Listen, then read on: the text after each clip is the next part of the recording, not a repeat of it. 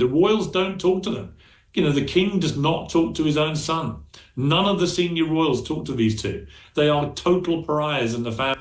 A close personal friend of Queen Camilla has just revealed that no members of the royal family, including King Charles, will speak to Prince Harry or Meghan Markle at all. All contact has been cut. According to Piers, a royal insider who you'll also remember hangs out quite a bit with Beatrice and Eugenie, the princess daughters of Andrew. I want to take you through exactly what Piers told the US broadcaster, good friend of mine, Meghan Kelly, because he's also branded Meghan Markle a nasty little bully. You won't get any disagreement from me there. We're going to get analysis from the editor of the Royal News Network, Brittany, in just a moment. But Brittany, first, we've got to watch along together because this is a bombshell after bombshell interview from Piers to Meghan. On their website, it says that they're all about compassion. They're compassionate people. They're also all about mental health and helping people with mental health. They've been very vocal about that recently, about the perils of online trolling and the effect it has on people's mental health. And yet here we are with Vanity Fair, the Hollywood Bible, the thing that Meghan was most thrilled about getting the cover of a few years ago when she got engaged to Harry, which went down very badly with the palace at the time, I can tell you. But now it reveals that actually she in particular is a nasty little bully who sends staff into therapy. Think about that for a moment. This also follows all the stories about her bullying staff over here in the UK. Many broken by me. Which is unresolved. NDAs stopped all that stuff coming out. But she bullied people in a very unpleasant way over here. So it's no surprise to people who work at Buckingham Palace. They saw and witnessed all this here. So I just showed, look, they're a pair of hypocrites. They're a pair of chancers, as the Spotify guy called them, a pair of effing grifters. And they're desperately trying to maintain some kind of future as a renegade royal couple when they're no longer part of the royal family. The royals don't talk to them. The king does not talk to his own son. None of the senior royals talk to these two. They are total pariahs in the family because the only currency they have is trashing the royal family and the monarchy. And every time they try and do something else, nobody cares. No one cared about their podcast series. Nobody cared about the polo series recently. Nobody cared about any of it. All they want to hear is the dirt. And these two, for 5 years, have reveled and wallowed in royal dirt for vast amounts of money. And that's what makes Prince Harry's ongoing campaign against the UK newspapers, which had another flare-up this week, so laughably hypocritical. Brittany, well, lots to pick up on there. I totally agree with Piers' analysis on the Meghan Kelly show. But the most critical thing, the most newsworthy thing for us to discuss is the fact that no senior member of the royal family will even speak to Harry or Meghan now. Now, of course, we knew that William had cut contact and we knew that Charles would try and avoid phone conversations with Harry as much as possible. Angela Levin and Lady Colin Campbell had revealed that right here on Outspoken. However, remember, Piers is a royal insider, close friends with Queen Camilla, close friends with the princesses Beatrice and Eugenie, regularly socializes with both. And he says both Harry and Meghan, now pariahs within the royal family, completely ignored. Maybe not a surprise, but very fascinating to hear. It really is, Dan, because they used to all be so close in many ways, especially Harry with Beatrice and Eugenie. They were really had seems like a good friendship at one point, but no one is surprised by this because as time has gone on, as Brexit has gotten further away, they've had these mega deals, but the only thing that actually sells is their connection to the royals. So if you cut that off, Harry and Meghan really have to prove themselves on their own merits. And as it turns out, they can't do it. They don't have either the talent, the creativity, or whatever to come to bear in this situation and actually create decent content. And so if the royal family stars them of the only thing that's going to make them money, then I don't know what they're going to do because trying to be royals here in the United States is not going over very well. So we don't want them to be royals here. They can live here, but they can't be royalty here. And Harry and Meghan don't seem to quite get that yet, although it might be sinking in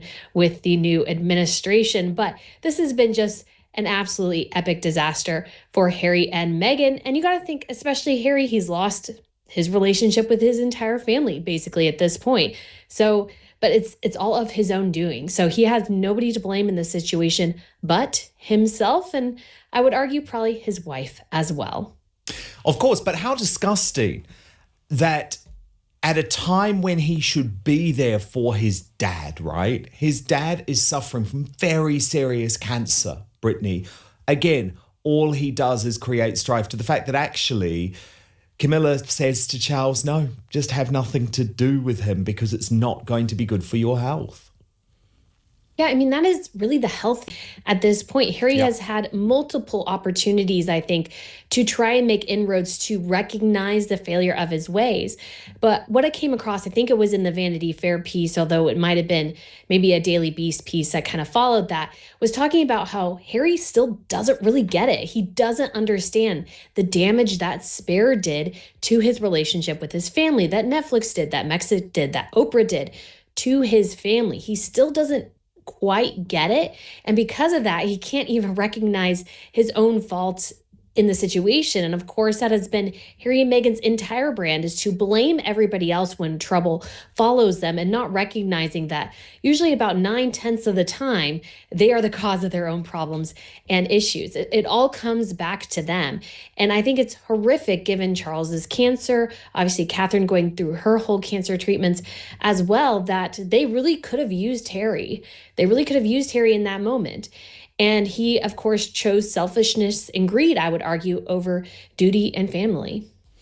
Shame on him. Absolutely shame on him, because that is the moment that you need to be there for your family. Now, look, the truth bombs being spat by Piers Morgan and Meghan Kelly were not over there, though, because, of course, they had to deal with the whole issue of the Netflix TV series With Love, Meghan, and how on earth, given everything that's gone on in California and the Sussex's revolting disaster tourism, how on earth it can ever be released. Let's watch. And now what's happened, I mean, what's most laughable of all, in a sort of horrible way, is that she's got this new series where she's trying to be the new Martha Stewart, where she's going to be cooking in her fancy mansion for all her fancy friends, very fancy food.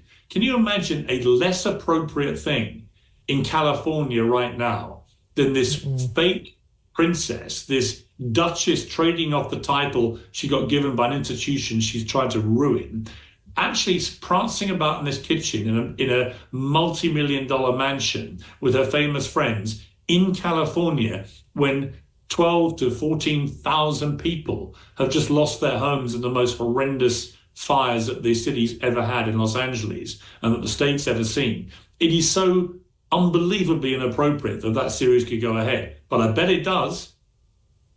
Yeah, they're saying it's actually going to pick up in March now as opposed to the January launch date.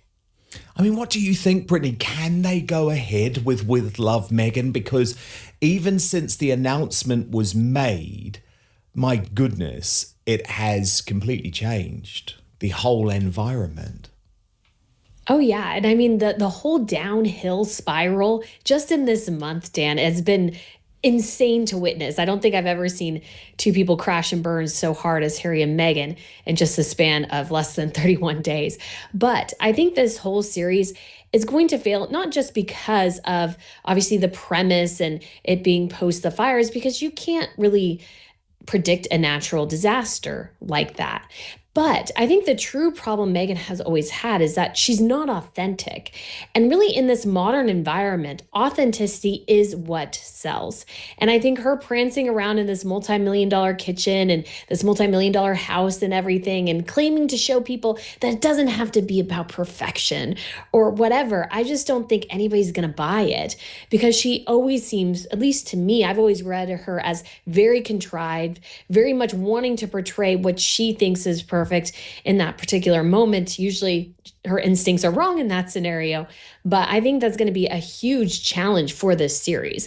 Not only dealing with the fires and so many people out of their homes, but I think the indulgence of wealth that I feel like will come through this, the pretentiousness and all these things. I think everybody's just going to take 2 looks at this show and go, no. But what are they going to do? They desperately need content in order to still get some of that pot they have from Netflix for whatever they're going to produce. But they get it wrong every single time. And so it's just going to be another epic train wreck for the 2 of them. And yeah, I mean, again, they only have themselves to blame here. There's a million different directions they could have taken this, but I think she chose probably the worst route possible. But not according to Meghan, Brittany, because according to Meghan, we're meant to feel sorry for her. Great reporting from Radar Online revealing that she's gone into hermit mode as a result of the way that she's been slammed. And a source close to Meghan says, in pursuing that goal, she's found herself at the receiving end of harsh treatment. Harry has reassured her of his pride in her actions and advised her to take a step back and not let it get to her. Still, it weighs on them. Rather than retreating from the situation, they opted to journey 2 hours into the heart of the fire zone to volunteer at the World Central Kitchen. Brittany, do they not understand? That was the problem. No one wanted you there, and in fact, it was an emergency situation. So the fact that you travelled for 2 hours into a fire zone, like, that's the issue. That's not the defence. That's the problem. But then this source also went on to say, and Brittany, this is what got me just mad, I guess. This response, talking about Meghan, is exactly what you would anticipate from someone who carries Princess Diana's legacy. Oh, no, she doesn't. William and Catherine carry Diana's legacy, not Harry and Meghan. Well, I think too, the over-reliance on, contributing or pursuing or whatever Diana's legacy, I think that's a great mistake on their part, because I think Catherine and William are carrying on her legacy by really forging their own path. They're not trying to mimic her. I feel like if you're trying to mimic someone, so true. that always never goes well because it's inauthentic. That it goes back to that thing where she can't be authentic. And at least for me, like I actually grew up in Southern California, so I'm familiar with what happens with wildfires and everything. And just the idea that in the middle, when these fires are still going on, that the mayor of a city took city officials away from their duties to parade them through somebody's home that got burned down, as I think it was maybe Justine Bateman that pointed out, is like, there might actually be human remains there. Exactly. Are you sure you've We're not over that. this? We're not over that. Crazy. And so it was just so tone deaf, so ridiculous. And I mean, I blame the city officials too for indulging them to that extent. They are not royalty here. They're just simply royals who live here. That there's a huge difference there.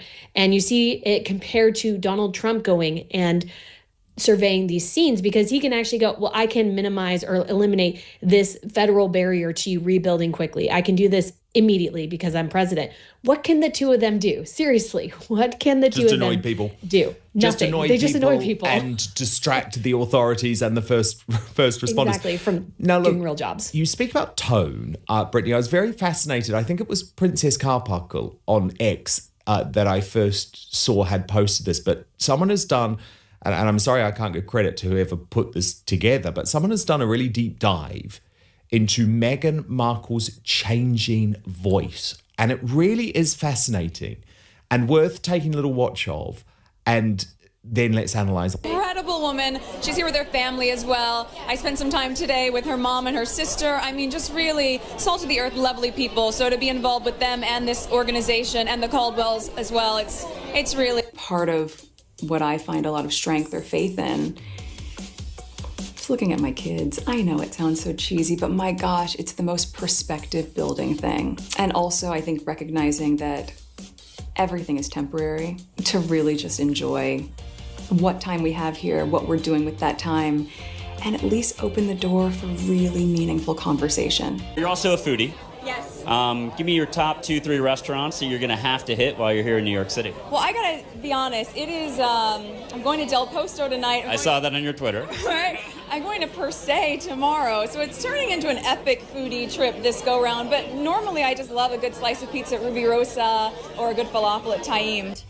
Oh gosh, I mean, this industry is just so special, and you see how many women use the platform that they have and just channel it for good. And I think as the more we support each other, amplifies the work, amplifies our community. I'm just thrilled to be back in it and to be able to sit in this room, be in such good company tonight. Really wanted to show you the Shangri-La Hotel. I love this spot, especially when you need a good massage. The spa upstairs, so good. We're at Soho House Toronto, which is basically TIG headquarters for me. I write my stories here, I take my meetings here, and it's kind of amazing because all over the world, if I'm traveling, Soho House can still be home base. It's about being authentic. And if you look back at anything that I've said, it's really interesting because it often what ends up being inflammatory, it seems, is people's interpretation of it. But if you listen to what I actually say, it's not controversial. So, I mean, Brittany, she is an actress, I guess, but quite an obvious change in tone. It is. And it's something that, I mean, I've even heard that people tell me my voice is too high pitched and I need to change it. And I'm like, I'm not really interested in that. But you see somebody, she's creating We love a your caricature. voice, Brittany. Oh, thank you. Don't change a thing, okay, girl?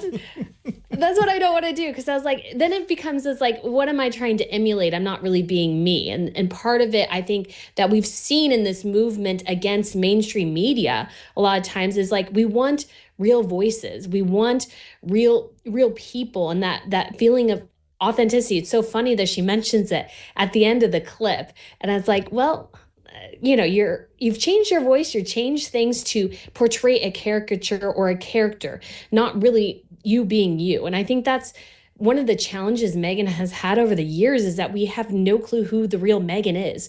Who is the real Meghan Markle? I don't really know, because she seems to say all these things and she's like, well, everybody thinks they're inflammatory because they're misinterpreting them. And I was like, well, if everybody's misinterpreting something, it's, you know, probably you, not us. It's you and what you're saying. And so Meghan just really needs to, I think, if she wants to have a successful career in media, she needs to actually show us who the real Meghan is. Stop with this fake philanthropy. Stop with trying to do all these deep things and make us think you are trying to change the world. Just say she just wants some money. She just wants jewelry, designer clothes, and wants the life of the Kardashians. And she might actually do a heck of a lot better in Hollywood than trying to create this fake persona that's nobody's really buying.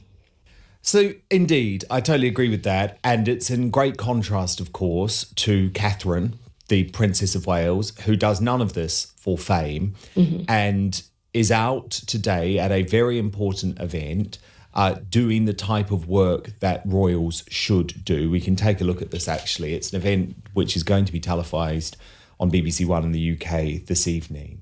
But there you see her with some of the survivors of the Holocaust. Of course, 80 years, Brittany, since Auschwitz was liberated. And the woman that she's hugging on the far left of the picture there, they have such a sweet relationship. And they described it as like meeting up like old friends. And the problem is that Meghan never actually understood that this is what royal life is really about. And I think it is worth just taking a moment to really appreciate that Catherine is very much back. She makes a big difference at these types of events because, you know, the royal family was maybe lacking in a little bit of manpower, a little bit of glamour. And it's just so brilliant to see her there, isn't it? On what has been, let's just be honest about it, an absolutely harrowing day. Look at King Charles here. He actually went to the service at Auschwitz and incredibly emotional. And this is the role of the royal family, isn't it? To be there at historic moments like this. Exactly. And you can actually see right next to him is Queen Matilda of the Belgians, and you have King Frederick over on his other side as well, because so many of the royal heads of state actually went to this event because it's so important to commemorate something like this. And this is what royals do and are so great at, because it's beyond the politics. It's about connecting with people and giving people a voice. Because what's so cool, we don't really even have this in the States because our president is both head of government and head of state. But what royals do is that they can go in and they can listen to people who would not get a microphone, would not get a platform, and hear their stories and connect with them and share those with the broader public. I think it's so cool and so unique and very, very important thing that royals do. And to commemorate this day, which is so incredibly important for all of us to remember. I've been to Auschwitz-Birkenau over there near Krakow in Poland, and it's a very moving place. It's a very terrible and horrible place, but we can never forget. And so I think it was so important for Charles to be the first UK monarch to actually go and visit this site of unbelievable terror and horror.